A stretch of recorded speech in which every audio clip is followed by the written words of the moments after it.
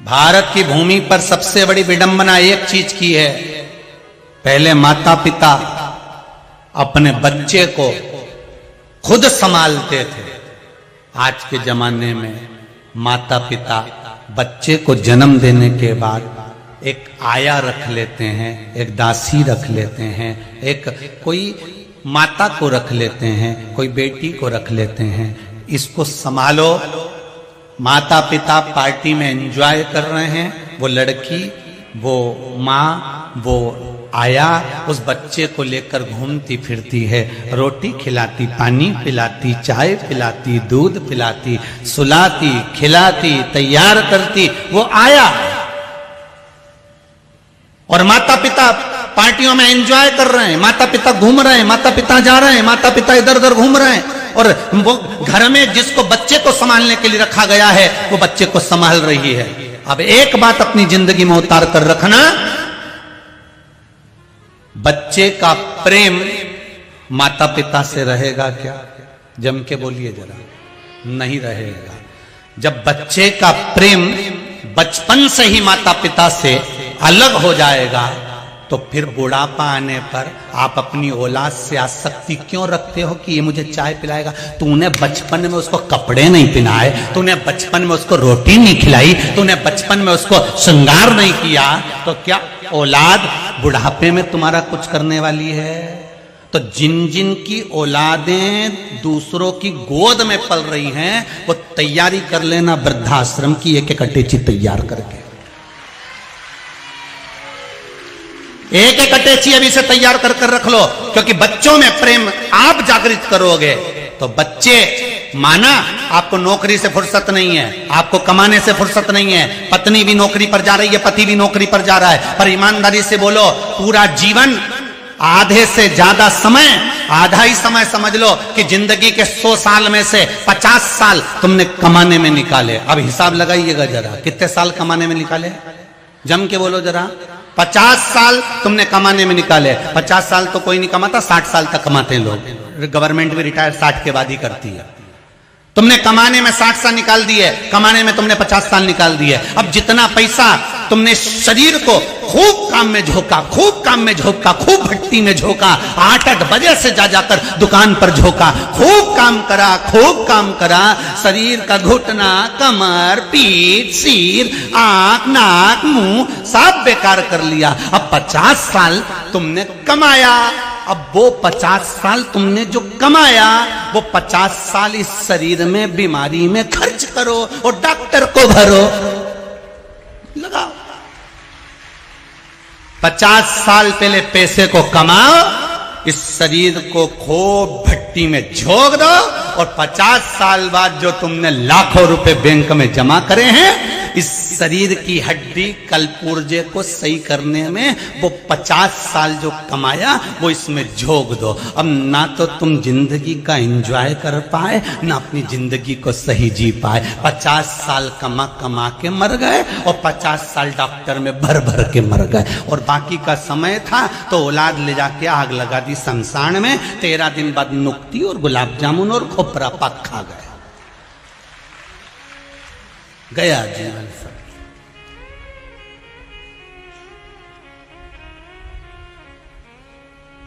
अभी भी कुछ नहीं बिगड़ा है। अरे ओ धान के कटोरों वाले, अच्छे से सुन लो जरा, कुछ नहीं बिगड़ा, अभी कुछ नहीं गया। कई लोग कहते हैं सीहोर वाले महाराज को कथा करना नहीं आती, हम तो पगले हैं, माना हमें कथा नहीं आती। पर तुमको भी तो जिंदगी जीना नहीं आती। अगर तुम्हें जिंदगी जीना जिस दिन आ जाएगी तो हमें भी कथा करना आ जाएगी, पक्का। तुम जीना सीख लो, हम कथा करना सीख लो। जियो जियो, खूब अलमस्त जियो।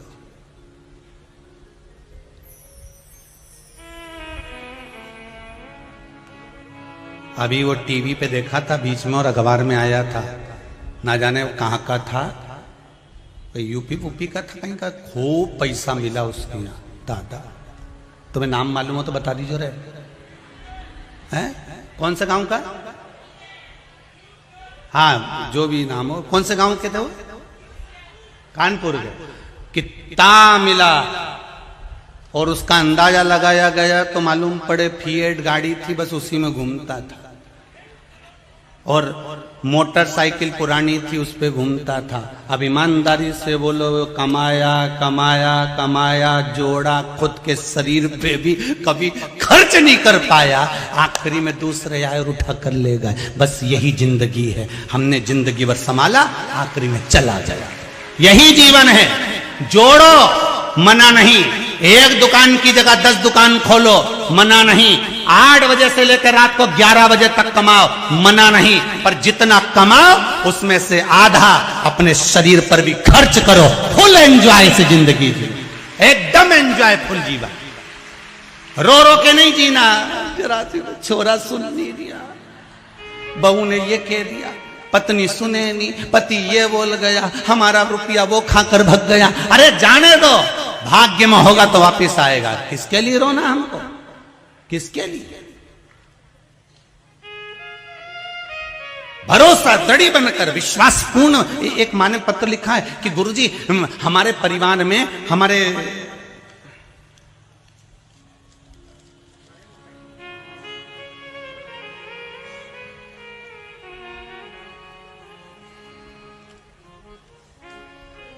पत्र में लिखा है, मेरे पति ने कहा गुरुदेव अगर शिव महापुराण की कथा गुरुजी कहते हैं कि टीवी पर सुनो, और सुनने के बाद अगर रोग अच्छा हो सकता है, तो मैंने टीवी पर कथा सुनता हूं एक बार गुरुजी की, और मुझे दमे की बीमारी है, मुझे खांसी की बीमारी है। अगर कथा सुनकर मेरा दमा और खांसी ठीक हो सकता है तो मैं मान लूंगा शंकर को। यह बहन ने पत्र लिखा है, श्रीमती ईश्वरी साहू, जयतानगर, जिलोसपुर, छत्तीसगढ़। क्या है समझ लेना। कहीं बैठी हैं? हाथ उठाओ। आप ही हैं दीदी? दोनों हाथ उठाकर एक बार हर हर महादेव बोलिए। हर हर महादेव। उन्होंने लिखा है, मेरे पति ने कहा अगर टीवी पर कथा सुनने से रोग मिटता है। सियोर वाला महाराज छाती ठोक ठोक कहता है व्यासपीठ से कि कथा सुनो, हर चीज का हल मिलेगा। तो उन्होंने कहा मैं कथा सुनता हूं, अगर मेरे दमे की बीमारी और खांसी ठीक हो जाती है तो मान जाऊंगा। इसमें लिखा है, एक कथा सुनने के बाद जो आपने पीपल के पत्ते वाला उपाय बताया था वो करा, और खांसी और दमा दोनों ठीक हो गया। पत्र में लिखा है उन्होंने, ये पत्र है। एक बार दोनों हाथ हिला दीजिए दीदी। हर हर महादेव। बैठिए बैठिए विराजिए। शिव की अगर भक्ति है, आप विश्वास रखकर, हम तो आप लोगों से भी कर रहे हैं, ये दशहरा मैदान में अगर आप शिव महापुराण की कथा सुन रहे हो, ये भिलाई के इस पावन क्षेत्र में दशहरा मैदान में कथा सुन रहे हो, और जिस कामना को लेकर आप कथा में बैठे हो, 7 दिन की कथा है, जिस कामना को लेकर बैठे हो, जब जब कथा में श्री शिवाय नमस्तुभ्यम मंत्र आए और आपकी कामना आप शिव जी को बताएं, बस जिस कामना से बैठे हो शंकर का अनुमोदन कर कर बैठना। मेरे भोलेनाथ सती मैया के साथ कुंभज ऋषि की यहाँ कथा सुनने गए थे, और कुंभज बाबा के यहाँ भगवान शंकर के मन में आ गया था कि मुझे राम का दर्शन करना है, तो वापिस जाते समय राम का दर्शन मिला। सती मैया के मन में आ गया था कि मेरे शादी के बाद मेरे पति मुझे कथा सुनाने लाए, इससे तो ये शरीर जलकर भस्म हो जाए तो अच्छा। और वो सती मैया का शरीर उन्हीं के पिता के यहाँ जलकर भस्म हुआ था।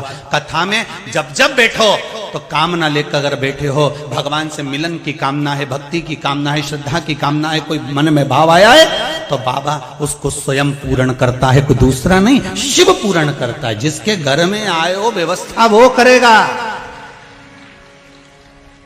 हम काय को व्यवस्था करें? कथा करने किसने बुलाया? कामाख्या सेवा समिति भिलाई दुर्ग ने। इन्होंने दोनों चीज लिखी है, भिलाई और दुर्ग। इनकी दोनों चीज लिखने से हम समझ गए, क्योंकि कथा हो रही है भिलाई में, हमें रुकाया है दुर्ग में।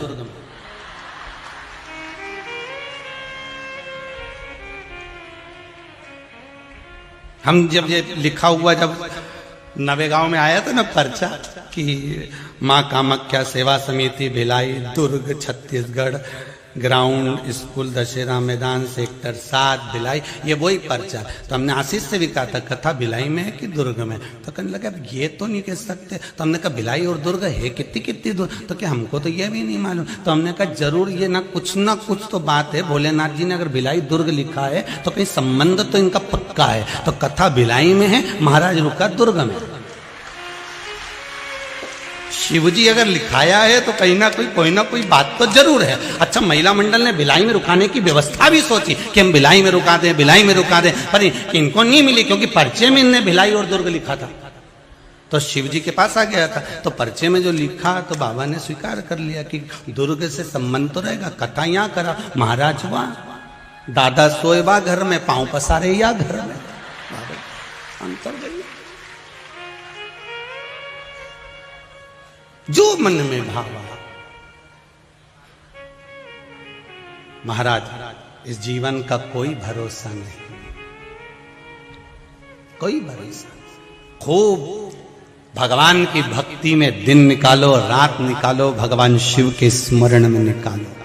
निंदा करने वाले निंदा करेंगे, बुराई करने वाले बुराई करेंगे।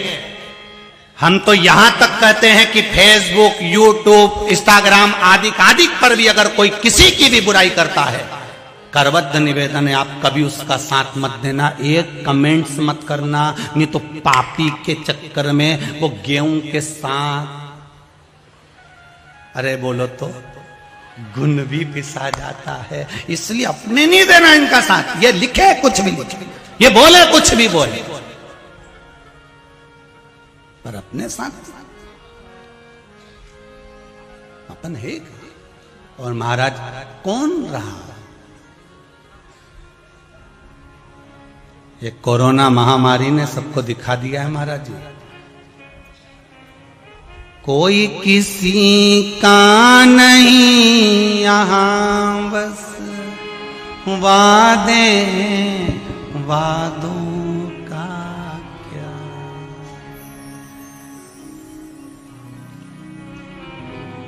कसमें वादे प्यार वफा वादे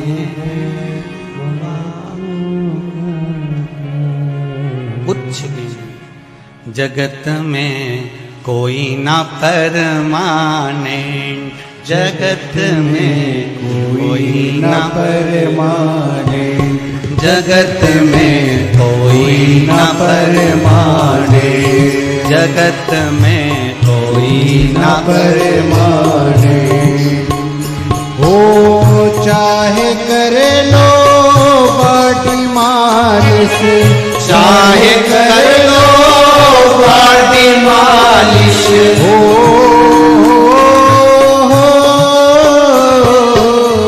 चाहे कर लो बाटी मालिश, चाहे करे लो बाटी मालिश, चाहे छिड़को सेंट, जगत में कोई ना परमाने, जगत में कोई ना परमाने।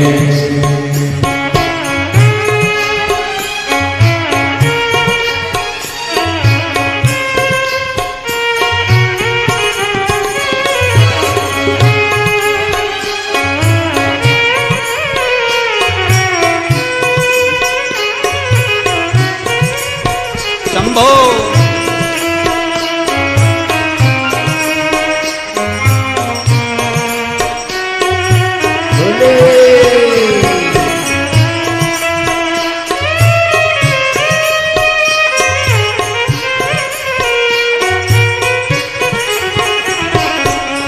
आवागमन लगा दुनिया में, आवागमन लगा दुनिया में, जग है रेस्टोरेंट रे भैया, जग है रेस्टोरेंट रे भैया।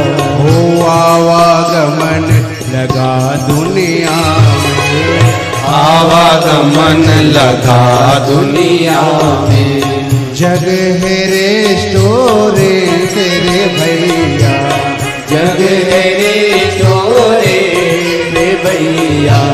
एक दिन लखा उड़ जाएंगे हो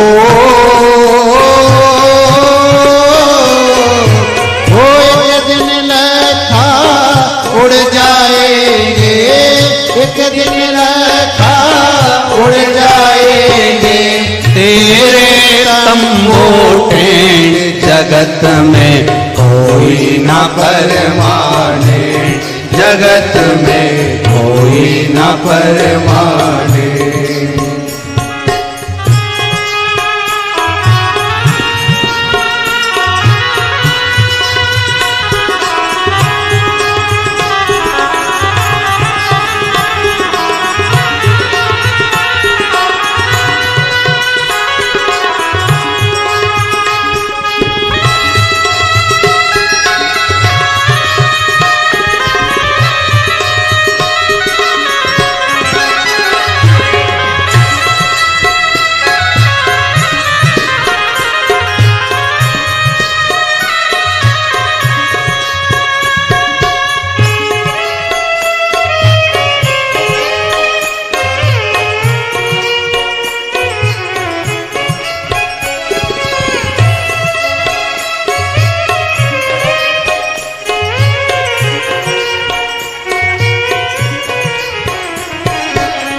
कलकत्ता मुंबई चेन्नैया, कलकत्ता मुंबई चेन्नैया, घूमो दिल्ली के भैया, घूमो दिल्ली के भैया। ओ कलकत्ता मुंबई चेन्नैया, कलकत्ता मुंबई चेन्नैया, घूमो दिल्ली के तेरे भैया, घूमो दिल्ली के तेरे भैया।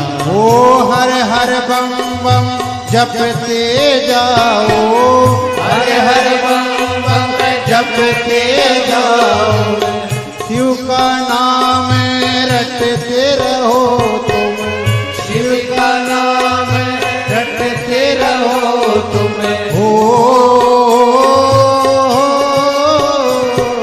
ओ भोले का नाम रटते रहो तुम, भोले का नाम रटते रहो तुम।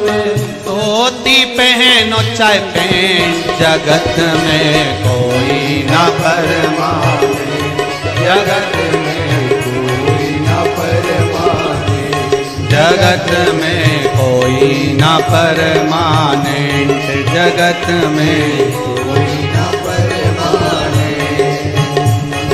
ओ चाहे करा लो बॉडी मालिश, चाहे करा लो बॉडी मालिश, चाहे करा लो बॉडी मालिश, चाहे करा लो बॉडी मालिश, चाहे छिड़को सेंट, जगत में कोई ना परमानेंट, जगत में कोई न परमाने, जगत में कोई ना परमानेंट, जगत में कोई न परमाने, जगत में कोई ना परमानेंट, जगत में कोई न परमाने, जगत में कोई ना परमानेंट, जगत में कोई न परमाने।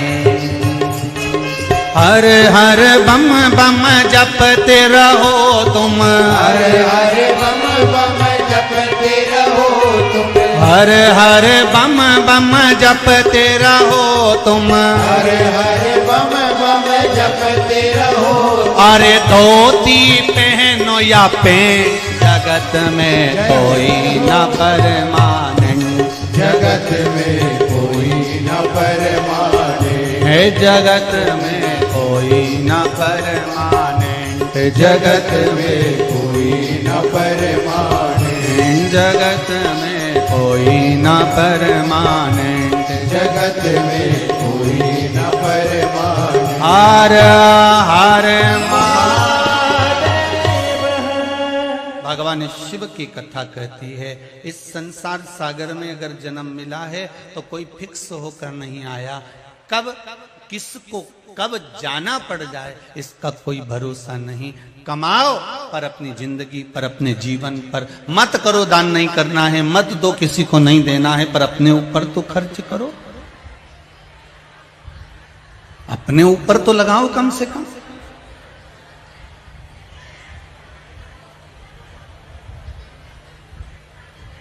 तुम्हारी मर्जी पड़े जैसे रहो, पर भगवान शिव का गुणगान करते रहो। श्री शिवाय नमस्तुभ्यं, श्री शिवाय नमस्तुभ्यं, श्री शिवाय नमस्तुभ्यं, श्री शिवाय नमस्तुभ्यं, श्री शिवाय नमस्तुभ्यं। तुम्हारी मर्जी पड़े जैसे जीवन जियो, पर शंकर का नाम लेकर, भगवान का भजन कर कर, स्मरण कर कर, कीर्तन कर कर, भगवत नाम को धारण कर कर जीवन जियो। शुरुआत भी तुम्हारी शंकर से होना चाहिए और अंत भी तुम्हारा शंकर से होना चाहिए। महाराज, मकान तुम्हारी पसंद का होगा और मसान शंकर की पसंद का होगा कि किस जगह पर ले जाकर आग लगवाएगा, ये उसको मालूम है, हमको नहीं।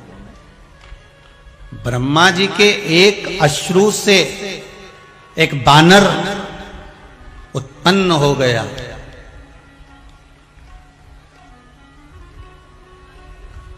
थोड़ा उपद्री था, राक्षस प्रकार, उपद्री प्रवृत्ति।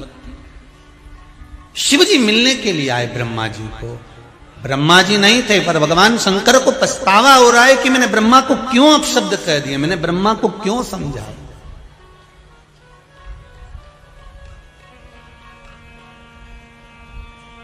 मैंने ब्रह्मदेव को ये बात क्यों कही।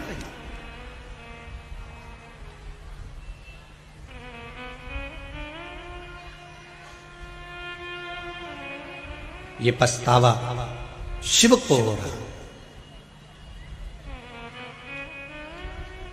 जैसे एक नारी, जैसे एक स्त्री रोती है पछतावे में, शिव को वो पछतावा हुआ। अश्रु शंकर भगवान का भूमि पर गिरा।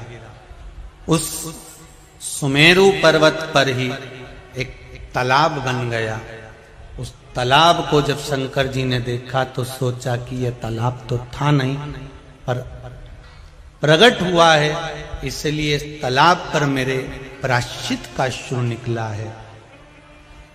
मेरे जीवन का बदलाव, मेरे हृदय का बदलाव हुआ है।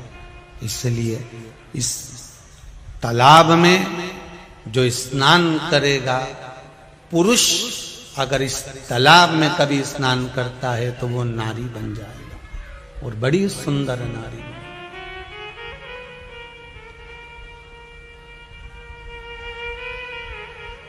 प्रायश्चित का जब स्नान व्यक्ति को होता है, इस मन को जब वो प्रायश्चित में डुबोता है, तो महाराज वो सुंदर बनकर प्रकट होता है, सुंदर बनकर।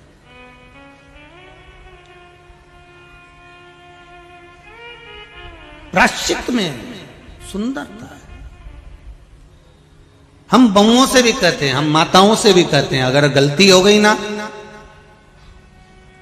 ना गलती, जाकर सास के गले लग लो, सास के पांव पकड़ लो, और ये आशा मत रखना कि गलती सास की है तो सास क्षमा मांगेगी या सास सॉरी कहेगी। नहीं नहीं, वो बड़ी है। और पहले भी कथा में कहा, सबसे बड़ा कौन होता है? जो झुक गया। झुकने वाले की बड़प्पन ज्यादा होती है। अगर सास बड़ी है और वो झुक गई तो और बड़ी हो जाएगी। इसलिए उससे भी बड़ा अगर आपको बनना है तो गलती किसी की भी हो, पर आप छोटे होना, एक बार क्षमा मांगने में, गले लगाने में, सॉरी बोलने में, चरण छूने में कुछ नहीं जाता। प्रणाम कर लीजिए। हो गई ना गलती।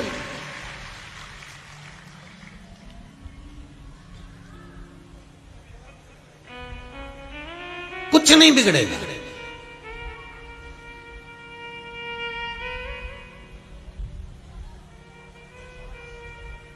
रोज पड़ोसन के यहां कचरा फेंकने से अच्छा कभी कभी फूल भी फेंका करो।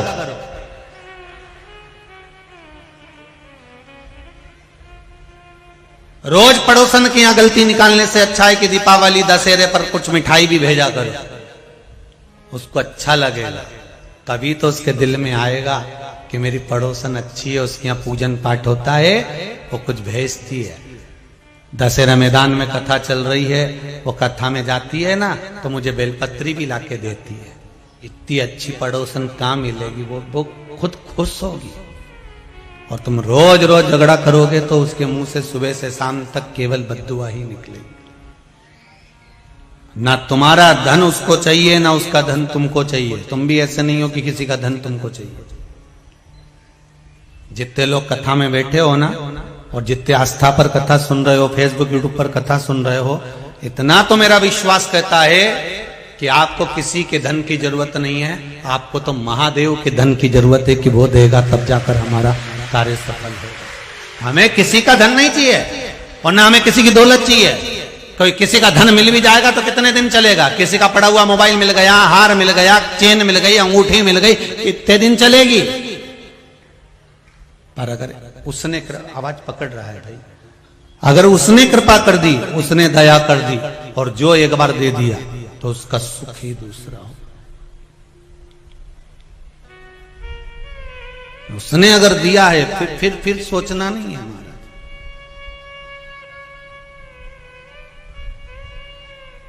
जो इसमें स्नान करेगा उसका रूप बदल जाएगा, वो सुंदर हो जाएगा।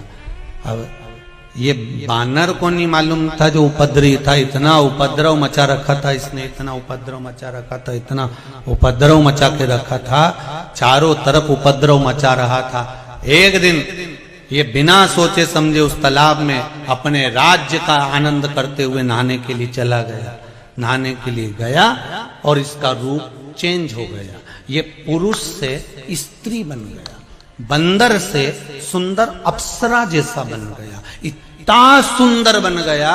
और इसने खुद तालाब के जल में जब अपना मुख देखा तो इसको पछतावा होने लगा। बताओ, मैं इतना वीर था, इतना प्रबल था, और मुझे स्त्री जैसा स्वरूप मिल गया, मुझे स्त्री जैसा स्वरूप। अब बैठा था, अब बैठा था बोले कि बैठी थी, तो इतना सुंदर स्वरूप धारण कर कर सुमेरु के शिखर पर बैठा स्त्री का सुख।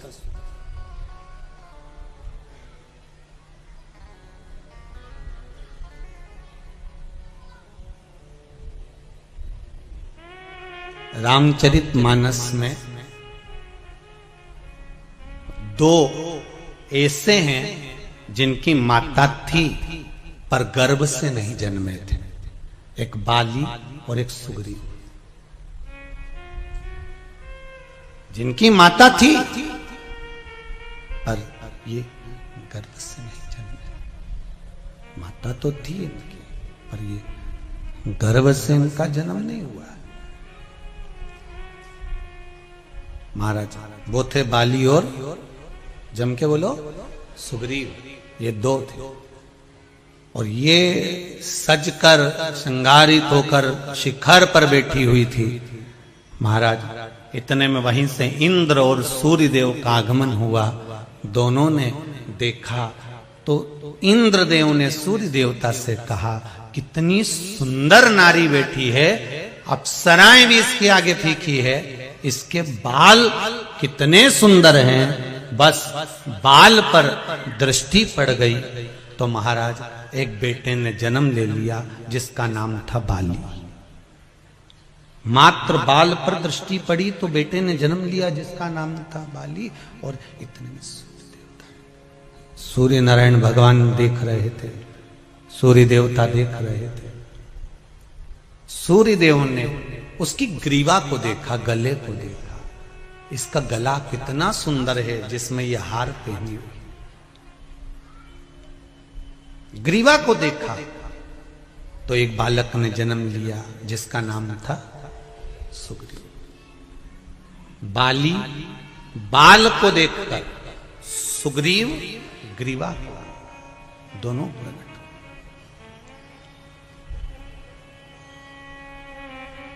इंद्र का बल बाली में था और सूर्य का तेज सुग्रीव में था।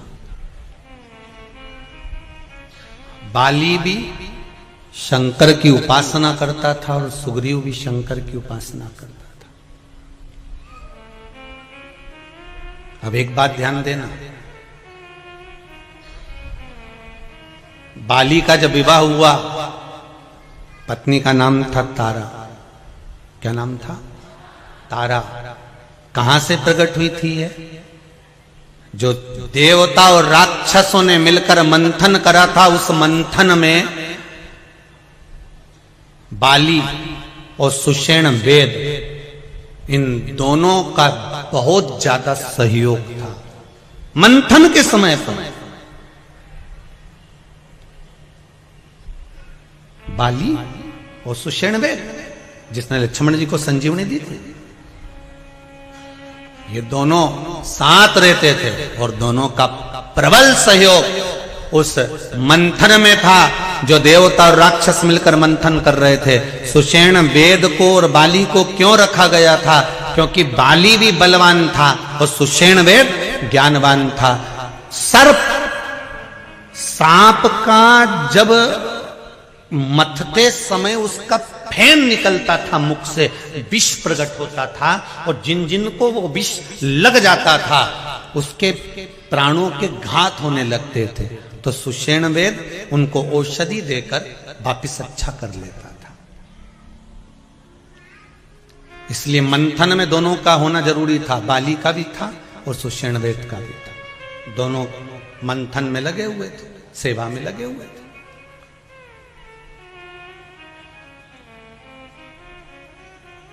कथा कोई भी कराए, मंथन कोई भी कर रहा हो, पर सेवा मूल है। कथा कोई भी कराए, सेवा मूल है कि आप क्या सेवा में लगे हुए हैं। कोई व्यवस्था संभालने में लगा है, कोई बैठने की व्यवस्था करने में लगा है, कोई फलहार व्यवस्था में लगा हुआ है, कोई स्वल्पाहार व्यवस्था में लगा। तो ये सेवा मूल है अपनी जगह पर। मंथन करने वाले मंथन कर रहे हैं, पर बाली और सुषेण वेद ये दोनों सेवा में लगे हुए थे। मंथन करते करते 14 रत्न प्राप्त हुए। उस 14 रत्न में एक अप्सरा भी निकली।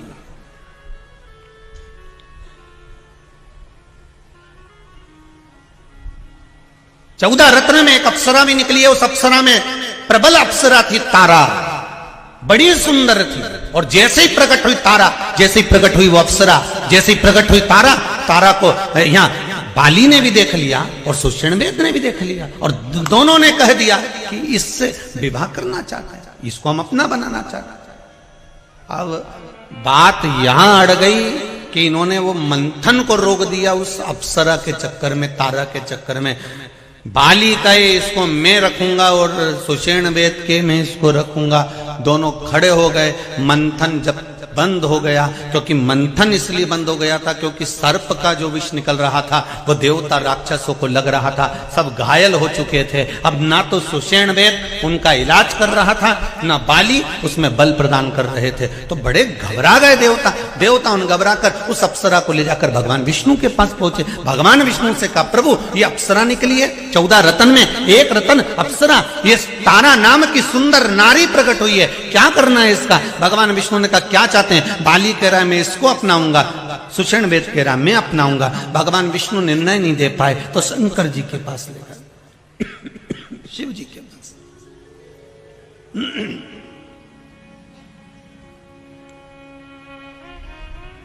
भगवान शिव के पास ले गए। शंकर भगवान तो बैठे थे अलमस्त में। पूछा क्या बात है?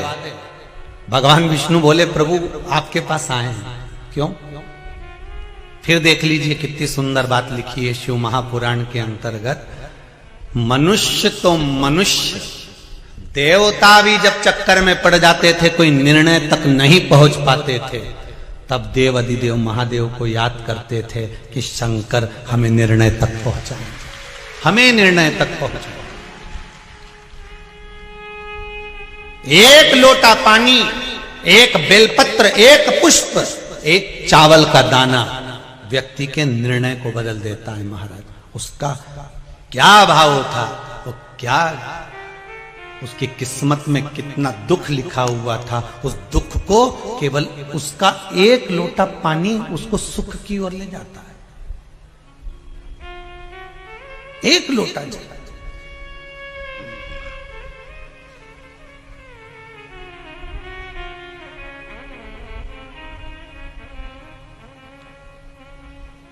आप में से कितने लोग हैं जो शंकर जी को रोज जल चढ़ाते हैं? हाथ उठाइए। बहुत बढ़िया, रख लो, वापिस रख लो, बहुत बढ़िया। हर हर महादेव, धन्यवाद बहुत बहुत।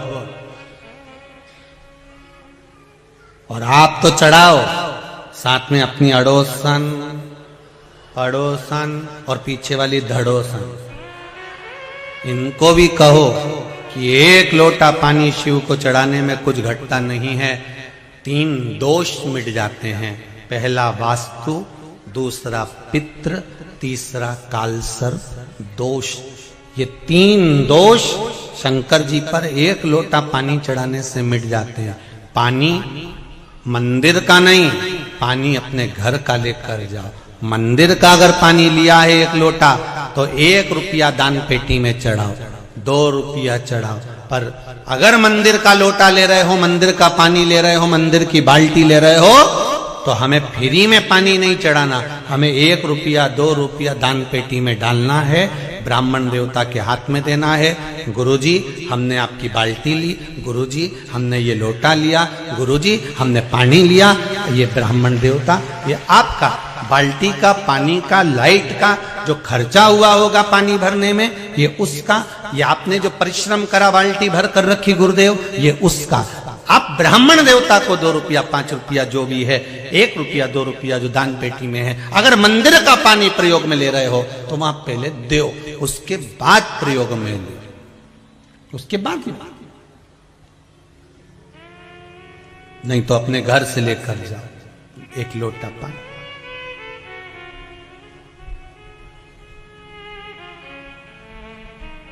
नियम बनाओ, जरूरी है।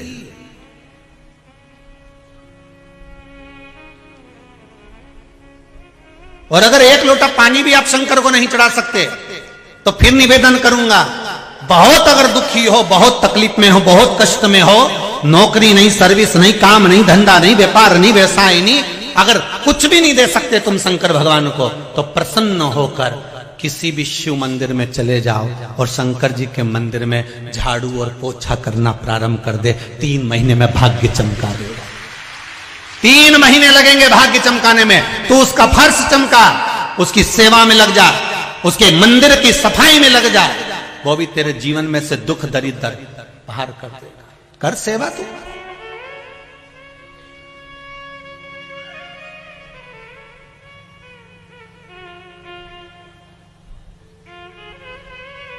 कोई जल चढ़ा कर गया, बेलपत्री चढ़ा कर गया, कोई चावल चढ़ा कर गया, कोई मूंग चढ़ा कर गया, कोई अगरबत्ती, कोई धूप बत्ती, कोई दिया लगा कर गया। तू जा और आज मन में विचार कर कर जाना, मुझको 2 हफ्ते 3 हफ्ते बाबा की सेवा करना है। मैं जल भले ना चढ़ाऊं पर मंदिर में झाड़ू और पोछा लगा दूंगा, मंदिर की सफाई मैं कर दूंगा और प्रसन्नता आपके जीवन में अपने आप बाबा देते जाएगा। आप उसकी सेवा में तो लगो। कई लोग कहते हैं गुरुजी क्या हम झाड़ू पोछा करेंगे अच्छा लगेगा? अरे भाई, अपने घर की तिजोरी की सफाई कोई नौकर करता है क्या? अपने घर में तिजोरी है, उसकी सफाई दीपावली पे किस किस के घर में तिजोरी और अलमारी की सफाई नौकर करेगा? काम वाली करेगी? नहीं, तिजोरी और अलमारी की सफाई घर का मालिक करता है। उसी तरह शंकर के दरवाजे की सफाई घर का मालिक करता है। महाराज आप करिए, वो देने में कमी ना रखेगा। उसके दरवाजे पर तो 33 कोटि देवता आकर धोख लगाते हैं महाराज। उसके दरवाजे पर बैठे रहते हैं, उसके द्वार पर बैठे रहते हैं।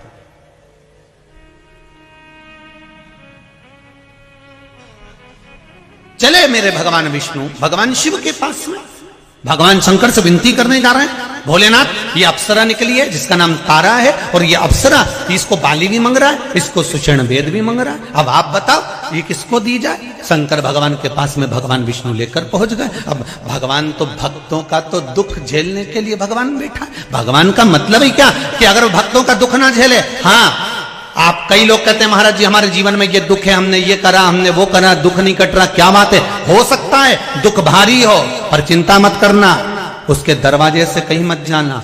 दुनिया के लोग कहेंगे कि अब एक काम कर शंकर जी, अगर तेरा दुख नहीं काटा तो तू हमारे इसमें आ जा, तू ऐसा कर ले, तू वैसा कर ले। भटकना मती, एक ही दरवाजे पर बैठे रहना। 10 खड्डे खोदने में पानी नहीं निकलेगा, एक बोरिंग ऐसा गहरा करवा दो कि पानी निकल के माने, तब तक मन मत करो मोटर को, निकल 100 फीट 200 फीट 300 फीट 350 400 कहीं तो निकलेगा। एक ही जगह खोदो ना। अब 150 फीट यहां खोद दिया, 250 फीट वहां खोद दिया, कितना हो गया? जम के बोलो 350। अब 350 तो 2 जगह खोदा, उसमें कुछ नहीं निकला, इससे तो 350 एक ही जगह खोद देता, पानी निकल कर सामने आता। एक बार एक को पकड़कर भक्ति में डूब जाओ, भक्त के दुख हरने का काम मेरा देवादिदेव महादेव करता है। वो दुख हर ले, हरेगा दुख शंभु में।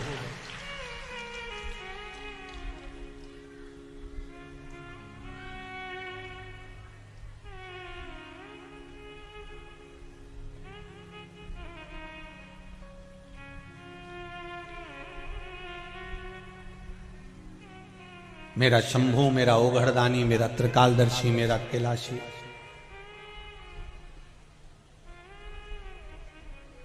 वो क्यों ना हारेगा? आप एक बार दिल से उसको बोलो, जैसे आप अपने मम्मी और पापा से कहते हो ना मम्मी, बिल्कुल वही अंदाजा आपका होना चाहिए। प्रार्थना कभी सुनी सुनाई मत करना, प्रार्थना कभी सुनी सुनाई मत करना, विनती कभी सुनी सुनाई मत करना। आप तो अपने दिल से, हृदय से, मन से, जैसे आप अपनी मम्मी से, जैसे वो कहते हैं ना एक भेड़ चराने वाला, बकरी चराने वाला, जो भेड़ चरा रहा था, बकरी चरा रहा था, भेड़ चरा रहा है, वो चराने वाला, भेड़ चराने वाला भेड़ों को इकट्ठा करता और उनके बाल में से जूं निकालता रहता, जूं निकालता उनके बालों में से, और भगवान से कहता, भगवान राम जी वन में रहते रहते तुमको बहुत सारी जूं पड़ गई होगी, मैंने सारी भेड़ की जूं निकाल दी, एक बार तुम मिल जाओ, तुम्हारी भी निकाल दूंगा। इतने में तो वहीं से एक संत निकल कर जा रहे थे। संत ने कहा, अरे मूर्ख हो गया, पागल हो गया, बावरा हो गया, राम जी को कोई जूं होती है? आज के बाद ऐसा बोला है तो सोच लेना। उसने बोलना बंद कर दिया। सीता जी ने राम जी से कहा, प्रभु एक भक्त रोज तुम्हारी स्तुति करता था, शाम के समय पर बकरियां लेकर बैठता, भेड़ लेकर बैठता, रोज स्तुति करता, स्वामी वो उसने स्तुति करना बंद कर दिया। राम जी बोले, सीता तुझे अच्छा लगता था? हाँ प्रभु मुझे बहुत अच्छा लगता था। फिर वो स्तुति नहीं कर रहा, क्यों? कोई संत ने मना कर दिया।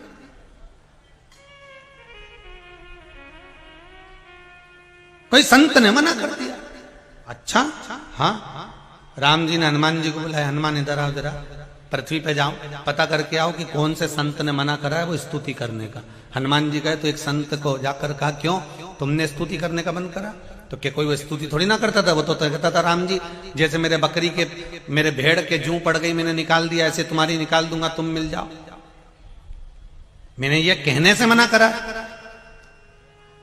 हनुमान जी ने कहा, उसको बोल कराओ, जैसे बोलता था वैसा कि वैसा ही बोले।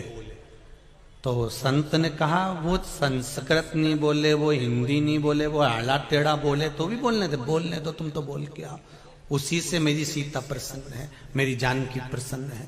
हनुमान जी ने कहा, संत ने जाकर कहा, तुम एक काम करो, तुम जैसे स्तुति करते थे वैसे ही करो, राम जी की जूं निकालो, मना नहीं।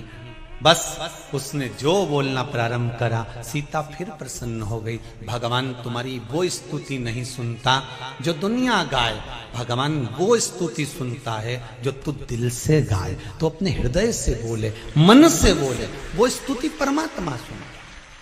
अब कहो ना भगवान को, जैसे एक बच्चा अपनी माता से कहता है, एक बच्चा अपने पिता से कहता है, एक बच्चा अपने माँ बाप से जैसे कहता है, वैसा आप भगवान से कहकर देखिए। एक बार बैठे बैठे भगवान से कह दो, प्रभु हे मेरे नाथ, हे मेरे स्वामी, हे भोलेनाथ। भगवान जैसे बच्चा कहे मम्मी, ओ मम्मी, मम्मी के क्या है, मम्मी सुनो तो। सबके पास में मोबाइल है, मेरे पास नहीं। माँ बोलेगी चुपचाप बैठे रहे, पढ़ाई का समय कि मोबाइल का समय। मम्मी तुम दिला दो ना एक मोबाइल, पापा से कह दो ना। बच्चा जैसे प्रेम से अपनी माँ से कहता है। अब माँ के कानों में बात पहुंच गई कि इसको मोबाइल चाहिए। अब माँ उस मोबाइल को पिता के दिमाग में कैसे फिट करती है, ये माँ ही जान सकती है। सुनो, आजकल मालूम है बच्चों की चोरी बहुत हो रही है, तो अपने एक काम करें, टिक्कू को एक मोबाइल दिला दें। क्यों? उसके पास मोबाइल रहेगा, नंबर रहेगा, तो कोई अगर उसको पकड़ेगा तो फोन तो कर देगा। पिताजी ने कहा बिल्कुल सही बोल रही है, बिल्कुल सही।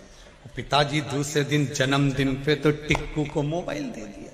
तुम जैसे अपनी माँ को प्रेम से कहते हो, इतना प्रेम से तुम देवाधिदेव महादेव को तो बोल के देखो, बाबा ओ बाबा ओ बाबा।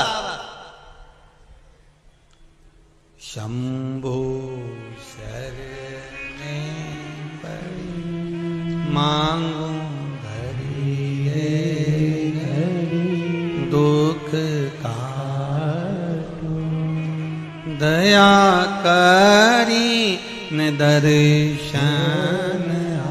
अब दिल से कहो तो उसको, विनती करो तो, निवेदन करो तो, एक बार भाव से, दिल से, अपने एक भक्त का जो स्वभाव होता है वो भाव से कहो।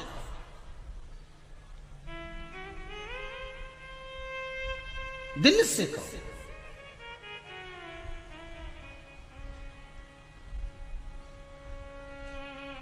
भगवान से देख लिया संसार हमने,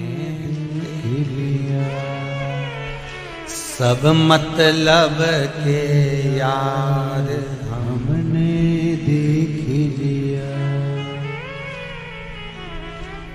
झूठे नाते झूठे रिश्ते, झूठा है संसार हमने देख लिया।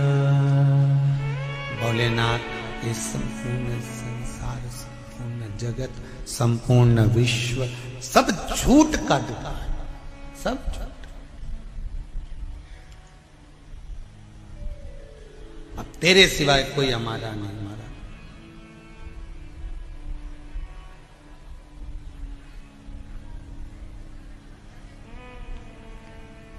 कौन?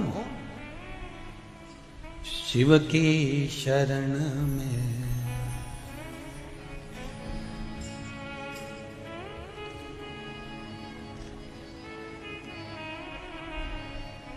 ये संपूर्ण जगत मिथ्या, झूठ।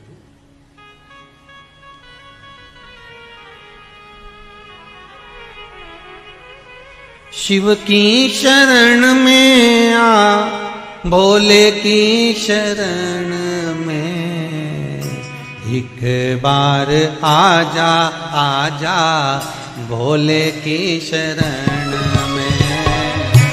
एक बार आजा, आजा भोले की शरण में। शिव की शरण में आजा, शिव की शरण में आजा, भोले की शरण में। एक बार आजा, आजा शिव की शरण में। एक बार आजा, आजा शिव की शरण में। शिव की शरण में आ जाओ, शरण में आजा, भोले की शरण में एक बार आजा, आजा शिव की शरण में एक बार आजा, आजा भोले की शरण में।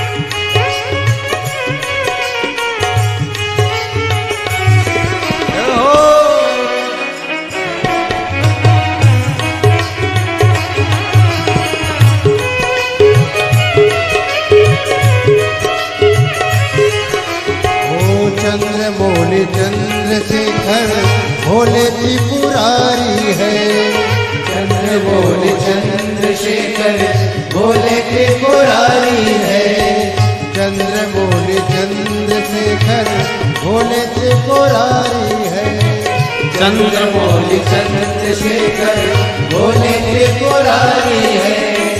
गले में मुंड माला त्रिशूल धारी है, गले में मुंड माला गले त्रिशूल धारी है। नंदी पे सवार हो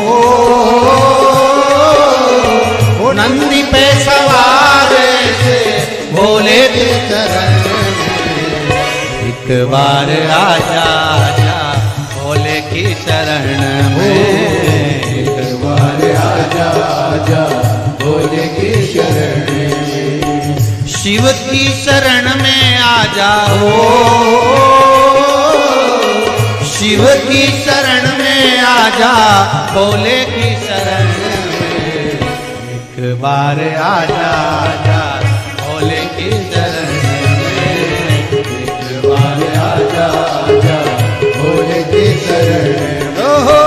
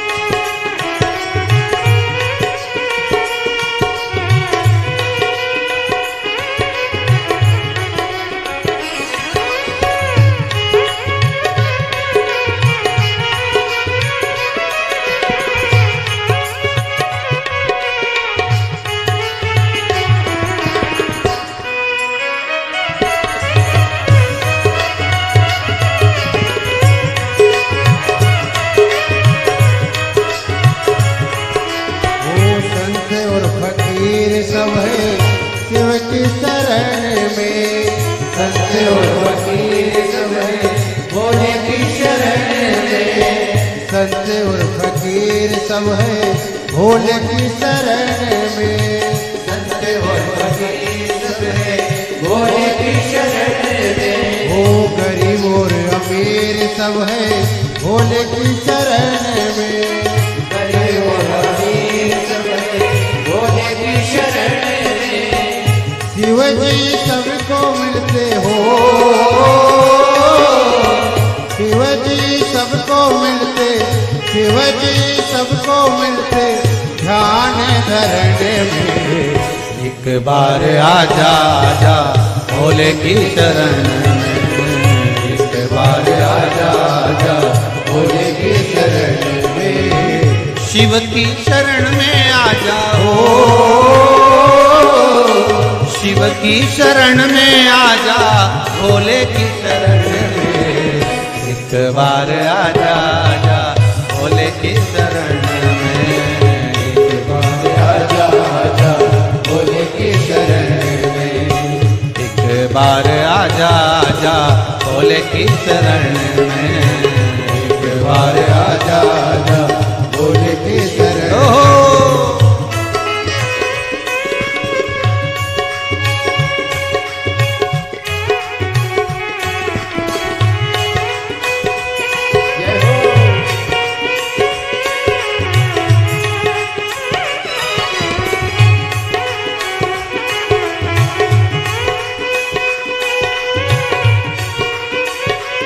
जय हो।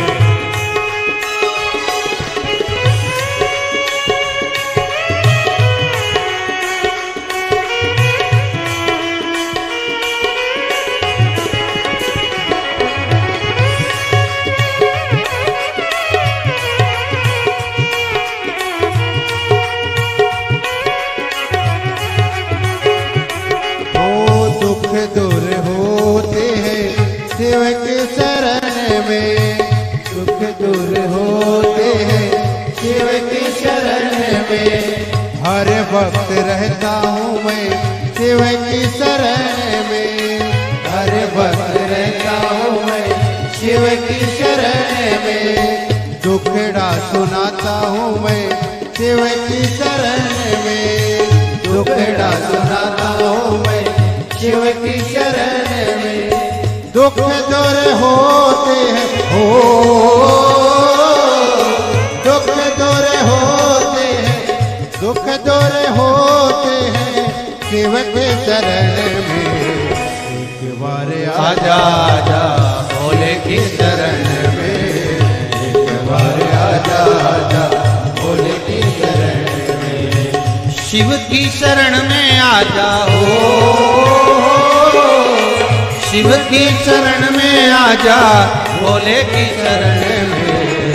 एक बार आजा आजा शिव की शरण में, एक बार आजा आजा भोले की शरण में।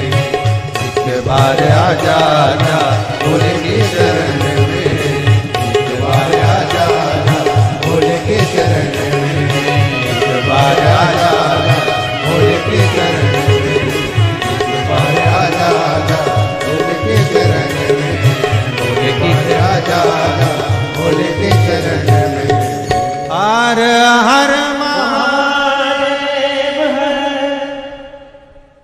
शिव की शरण में आजा, शिव की शरण में आजा भोले की शरण में। एक बार आजा आजा शिव की शरण में, एक बार आजा आजा भोले की शरण। भगवान शिव की भक्ति का स्मरण जो जीव करता है, शंकर उसके मन के मुराद को पूर्ण करता है। श्री शिवाय नमस्ते। वो देने वाला बैठा है कि नहीं सोच लो। देवता भगवान विष्णु उस अप्सरा को लेकर पहुंच गए शिव जी के पास। हाथ जोड़ के जितने देवता गए थे साथ में, क्योंकि मंथन रोक दिया गया था कि इनका विवाद सुलझे तब मंथन।